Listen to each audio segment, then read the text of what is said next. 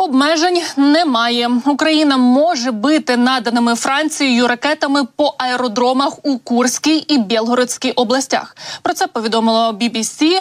Великобританія та Франція нібито могли дозволити Україні використовувати свої крилаті ракети повітряного базування «Шторм Шедоу» та «Скальп» для ударів по військових цілях на території РФ. Дальність їхньої дії до 250 кілометрів, тому ворожі аеродроми у Курській і Білгородській областях потенційно під загрозою. Зазначу, що офіційних однозначних заяв західних партнерів щодо застосування «Шторм Шедоу» та «Скальп» по Росії поки що не було. Дозвіл деяких держав бити по РФ їхньою зброєю – це великий крок уперед. До цього західні лідери переживали через можливу ескалацію конфлікту. Ситуацію змінив наступ окупантів на північному сході Харківської області. Ну і Києву вдалося переконати значну кількість союзників, що знищення військових об'єктів з іншого боку кордону необхідне, аби захистити себе. Фактично, президент Франції Еммануель Макрон заявив журналістам минулого тижня, що ми повинні дозволити Україні нейтралізувати військові об'єкти, з яких запускаються ракети, і, по суті, військові об'єкти, з яких Україна зазнає атак. Офіцер військової авіації, який вирішив залишитися анонімним, сказав BBC, що таку риторику можна розглядати як дозвіл атакувати Росію вказаними ракетами. Збройні сили України почали працювати західною зброєю по Білгородській області РФ. Українські підрозділи на передовій уже почали отримувати боєприпаси в межах пакету допомоги від США. Про це розповів командир батальйону УПА «Ахілес» 92-ї окремої штурмової бригади Юрій Федоренко. І, за його словами, за останній тиждень сили оборони стабілізували ситуацію на Харківському напрямку. Нині проводиться робота з вибивання ворога із займаних позицій і додатково зі знищення його резервів, техніки, інших засобів, якими він намагається діяти, зокрема і на території РФ, зазначив військовий. Він наголосив, що саме там окупанти розміщують свої резерви, а також звідти обстрілюють українські позиції та населені пункти. Тому йдеться про удари по розміщенню легкої техніки та бронетехніки російської армії, її системах С-300, С-400 та засобах ППО і РЕП. Військовий також додав, що завдяки допомозі від Сполучених Штатів та інших партнерських країн сьогодні гармати ЗСУ почали стріляти набагато частіше, тому що боєприпасів стало більше. Нагадаю, напередодні журнал Forbes писав, що Україна вдарила комплексом «Хаймарс» по Білгороду за кілька годин після дозволу від Байдена бити по РФ.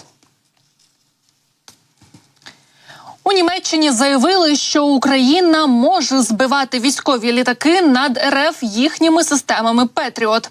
Як сказав керівник робочої групи з координації допомоги Україні при Міноборони Німеччині Крістіан Фройдінг, теоретично в рамках наданого Берліном дозволу на удари по Росії Україна може збивати авіацію окупантів у повітряному просторі держави-агресора. Цитую: «Цілком можливо, що системи «Петріот» тепер також будуть використовуватися в районі Харкова. Вони відмінно підходять для боротьби з російською авіацією, яка може скидати страшні баражуючі бомби», – сказав він. Однак Фройдінг наголосив, що тактичне використання систем є винятковою відповідальністю українських військових.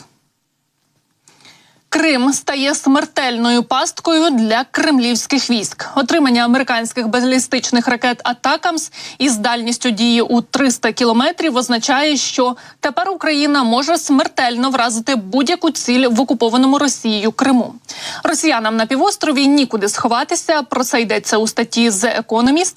І, як зауважив старший радник НАТО з логістики Бен Годжес, українці систематично роблять Крим непридатним для перебування там російських окупантів.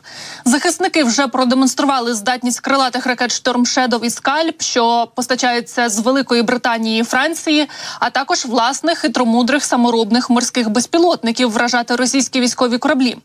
Зараз же Україна використовує смертоносну комбінацію ПТРК і дедалі досконаліших безпілотників, аби систематично послаблювати російську протиповітряну оборону в Криму, вражати авіабази і завдавати ударів по критично важливих логістичних та економічних об'єктах. На думку видання, Україна намагається зробити так, щоб Крим став для Путіна пасивом, а не активом. Ізолювати півострів, задушити його як логістичний центр і таким чином відтіснити російські повітряні і морські сили від півдня України. Британський стратег Лоуренс Фрідман вважає, що зосередженість на виведенні з ладу російської мережі ППО може бути також і частиною підготовки до швидкого прибуття перших партій винищувачів F-16 з Європи.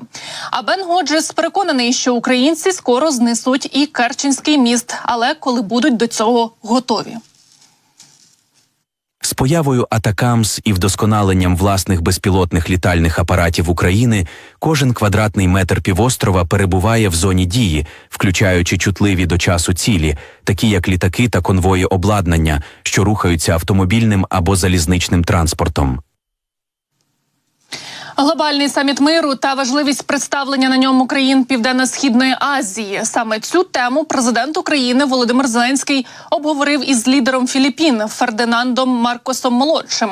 Зустрівшись вперше в історії двосторонніх відносин, лідери також обговорили і двосторонню співпрацю, зокрема експорт української аграрної продукції до Філіппін.